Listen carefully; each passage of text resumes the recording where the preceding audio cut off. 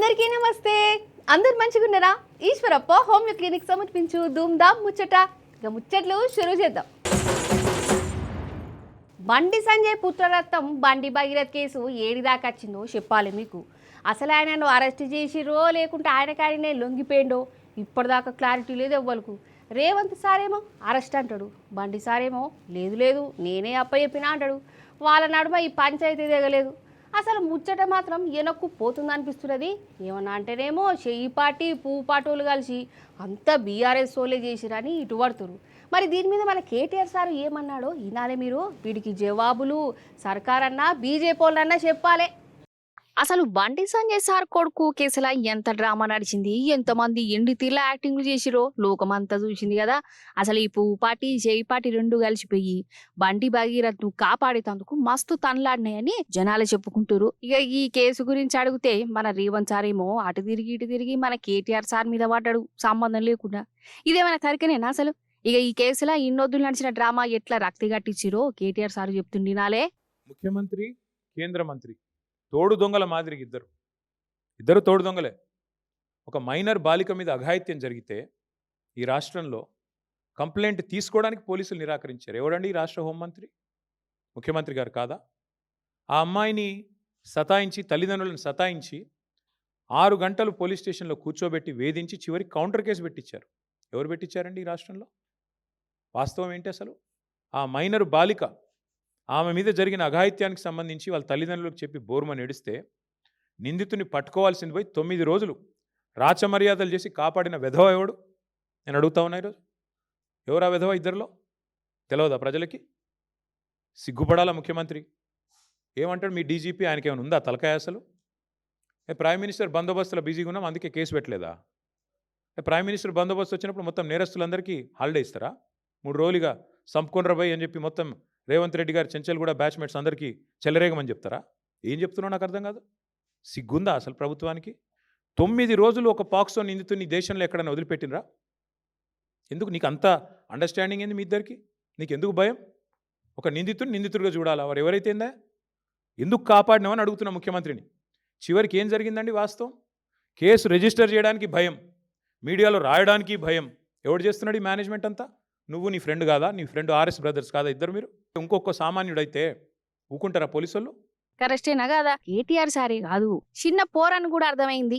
మరి వీటికి జవాబులు పువ్వు పాటోళ్ళు చెప్తారా లేకుంటే రేవంత్ సార్ చెప్తాడా తెలియవలసి ఉన్నది. ఇంకో దిక్కు ఫోక్సో కేసు అంటే అదేమన్నా జేబు దొంగ కేసా? కేసు పడ్డప్పుడే ఆ భగీరథ్ను అరెస్ట్ చేయాలి, కానీ చేయాలి 9 రోజుల దాకా దాచిపెట్టిరు. అటెంకా పురుసత్తుగా బండి భగీరథ్ను పోలీస్ టౌన్కి వచ్చిండు. మరి జైలు వేసినాక కస్టడీలకు తీసుకొని విచారణ చేయాలి కదా పోలీసులు, కోర్టుకు పోవాలి కదా. 5 రోజులైనా పోలే. అటు ఇటు చేసి ఈ కేసును తొక్కేస్తురని జనాలు గరమయ్యే వరకల్లా ఇగో పోలీసులు కస్టడీ పిటిషన్ వేసిరు. ఫోక్సో కోర్టు ఈ పిటిషన్ మీద విచారణను 26వ తారీఖుకు వాయిదా వేసింది. అప్పుడు విచారణ చేసి నిర్ణయం తీసుకుంటుంది. కానీ బండి భగీరథ కేసుతోని ఒకటి మాత్రం అందరికీ అర్థమైంది, ఈ చేయి పార్టీ పాలనలో ఆడపిల్లలకు న్యాయం జరగదు. పెద్దోళ్ళు తప్పు చేసినా పార్టీలు వేరైనా కానీ అందరు ఒకటే తప్పు చేసినోని కాపాడుతురు, తప్పు పని చేసినోని వెనకేసుకొస్తురు. ఇదే కాంగ్రెస్ స్టైల్ గిట్టనే అంటురు. చిన్ననాటి దోస్తుల నడుమ పంచాయతీ అయితే ఏమైతుంది? తిట్టుకుంటారు, బయసు చేసుకుంటారు, తన్నుకుంటారు. ఆ తన్నుకొనుడు కూడా చేతులతోని అవసరమైతే కట్టెలతోని కొట్టుకుంటారు కదా. కానీ అందరు అట్లుండరు. పైసల గల్లోలు వాళ్ళ లెవెల్కు తగ్గట్టు తన్నుకుంటారు. తన్నుకున్నట్లా కూడా లెవెల్ గివెల్ ఉంటుందా అంటారా? ఉంటుంది. ఇగో గిట్లుంటుంది.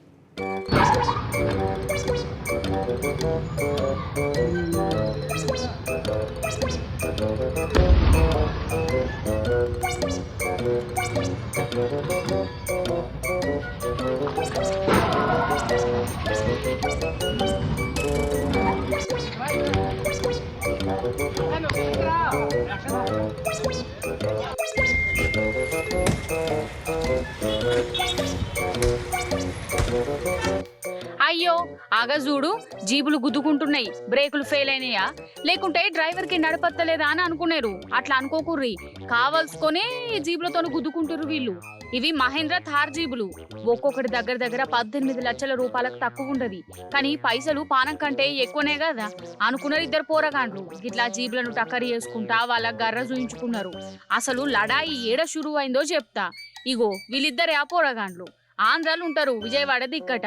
ఒకని పేరు రోహితు, ఇంకొకని పేరు బోల్లా ఓము. చిన్నప్పటి సంది దోస్తులట. ఉత్త దోస్తులు కూడా కాదు, ఒకలంటే ఇంకొకరు పానం ఇచ్చుకునే అంత దోస్తానున్నదట. కానీ ఏం ఫాయిదా, ఒక బుజ్జి కోసం వీళ్ళు ఒకరికొకరు పానాలు తీసుకునే కాడికి వచ్చింది కథ.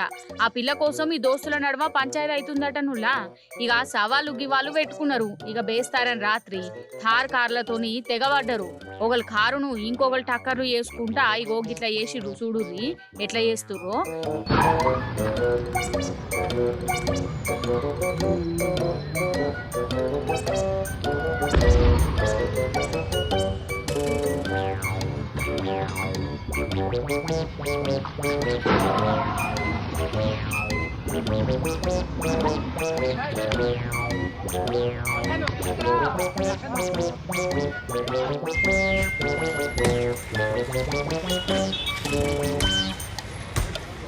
ఇక అటెన్క కార్లు దిగి రాడ్లు కట్టెలతోని అనుకున్నారు. సేమ్ సినిమాలలో కదా క్లైమాక్స్ సీన్ లెక్కనే చేసిర్రోళ్ళ. ఆగా చూడు వీళ్ళు చేసిన కథకు లక్షల రూపాయల విలువ గల కార్లు ఎట్లయిపోయినాయో. అసలు నన్ను అడిగితే తప్పు వీళ్ళది కాదు. వీళ్ళ చేతులకు కార్లు జీబులు ఇచ్చిన అమ్మ నాయనలా నానాలే. వాళ్ళు గట్ల గౌరవం చేయబట్టుకనే కదా వీళ్ళు గిట్ల తెగబడేది కదా. నిజంగా ప్రేమలు అభిమానాలు ఒకరికొకరు సాయం ఉండు ఇవన్నీ పల్లె జనంలోనే మట్టి మనసులోనే కానొస్తే వాళ్ళకాడ పైసలు లేకుంటే లేకపోవచ్చుగాక, కానీ ఎదుటోళ్ళ మీద కావాల్సినంత ప్రేమ ఉంటుంది, గుండెల నిండా అభిమానం ఉంటుంది. ఆ అభిమానాన్ని చూస్తారా? అయితే మనం ఒక పెళ్లికి పోవాలి. ఆ పెళ్లి జరిగిన తరిక చూస్తే మీరు దిల్ ఖుషి అవుతుంది. మరి నాగర్ కర్నూలు జిల్లా రామాపురం ఊరికాన్నే అవుతుంది లగ్గం. ఇగో గిదే పెళ్లి కొడుకు పేరు వెంకటయ్య, పెళ్లి పిల్లేమో నీలమ్మ. అసలు వాళ్ళేనంటారా? ఇగో వీళ్ళేనోళ్ళ అంటే షష్టి పూర్తి అన్నట్టు. కానీ చేసింది ఎవరో ఎరికేనా? ఇంట్లోళ్ళు చుట్టాలో కాదు, తోటి కూలి, అది కూడా పొలంలా. ఈ కూలోళ్ళే చుట్టాలయ్యారు. చెట్ల కొమ్మలే టెంట్ అయింది. పని చేసిన జాగానే కళ్యాణ మండపం అయింది. వెంకటయ్యకు 60 ఏళ్ళు దాటిని. ఇప్పటికి కూడా కష్టాన్ని నమ్ముకొని ఇంకా కూలికి పోతూనే ఉన్నాడు. అయితే ఈ తాతతోని పని చేసేటోళ్ళు ఈయనకు జిందగీలో మార్చుకొని నమ్మించారు. అందరు కలిసి షష్టి పూర్తి చేసిరు. వీళ్ళ దగ్గర ఉండి పెళ్లి తోడుకు పెళ్లి పిల్లని తయారు చేసిరు. అది కూడా చూడు ఎట్లా చేసిరు. తంగేడు పూలతోని బాసింగాలు తయారు చేసిరు. టార్బలేసి కవర్లే మండపం లెక్క చేసిరు. ఆ అడవిలో దొరికిన పూలతోనే డెకరేషన్ చేసి ఈ ఇద్దరిని పీటల మీద కూర్చోబెట్టి దగ్గరుండి లగ్గం చేసిరు.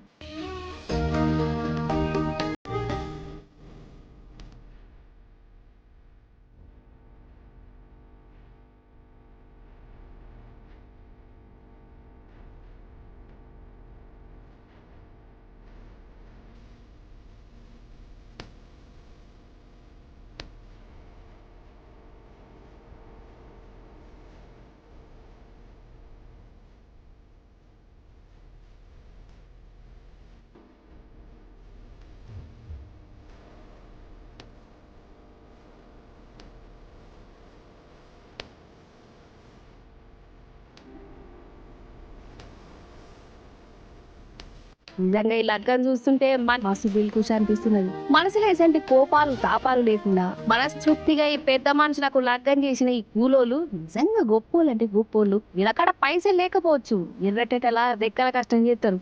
అయినా గాని సాటి మనిషిని మన మనిషి అన్నట్టు పాయలను చూసి లగ్గం చేసిరంటే కోట్ల రూపాయలు ఖర్చు పెట్టినారా అని సంబరం ఈ పెళ్లిని చూస్తే వచ్చిందిలా.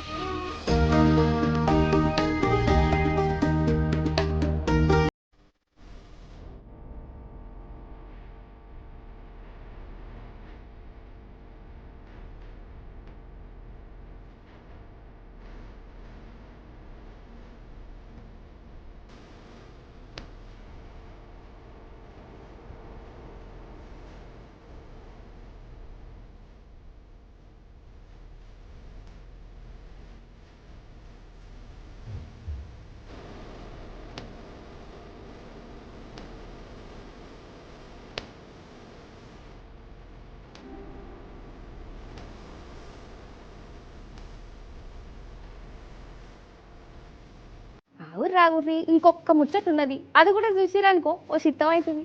మీరు చూసేది పులే, గ్రాఫిక్స్ కాదు, ఒరిజినల్ చిరుత పులి. భద్రాద్రి కొత్తగూడెం జిల్లా షర్ల మండలం దిక్కు తిరుగుతాందట ఇది. ఇక సుబ్బంపేట దిక్కు రోడ్డు దాడుతుంటే వీళ్ళకి కనబడ్డది. ఫోన్లో రికార్డ్ చేసిర్రు సీక్రెట్ గా. ఇక వీళ్ళని చూసి ఆ చిరుత పులి చెట్లలో ఉరికింది. ఇంకా నయ్యం వీళ్ళ మీద వాళ్ళే. ఓ షర్ల మండలం వాళ్ళు జర పైలం, మరి మీకెళ్ళి చిరుత పులి తిరుగుతాంది చూసిర్రు కదా.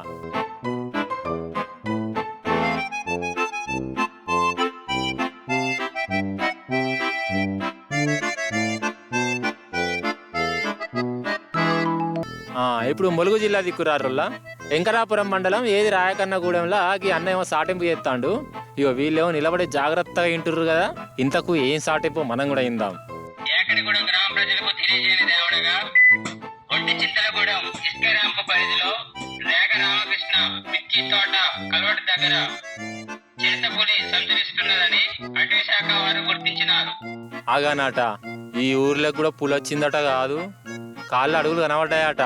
ఇటుటే తిరుగుతాంది, బయటకు ఎక్కువ వెళ్ళకుర్రి, పులి కనబడితే దాన్ని కొట్టకుర్రి, తిట్టకుర్రి, మందు పెట్టకుర్రి అని సాటింపు వేయించారు అడవి ఆఫీసర్లు. ఏం పులులో ఏం పాడో జంగల్లో నిడిచిపెట్టి ఇట్లా జనాలకు వచ్చి తిరుగుతున్నాయి అవి. అయినా వాడు తప్పేం లేదు పటుర్రి, చెట్లు కనబడితే చాలు నరకుడేనా మన పని. జీవాలు తిరిగే జాగాలను పోతాం పెడితే ఇప్పుడు అవేమో మన జాగాలకు వచ్చి తిరగబట్టే. చూసారు కదా, గిరికి వాటి ముచ్చట్లు. మళ్ళీ వచ్చే పరి మంచి మంచి ముచ్చట్లను పట్టుకనత్తా ఉంటా మరి.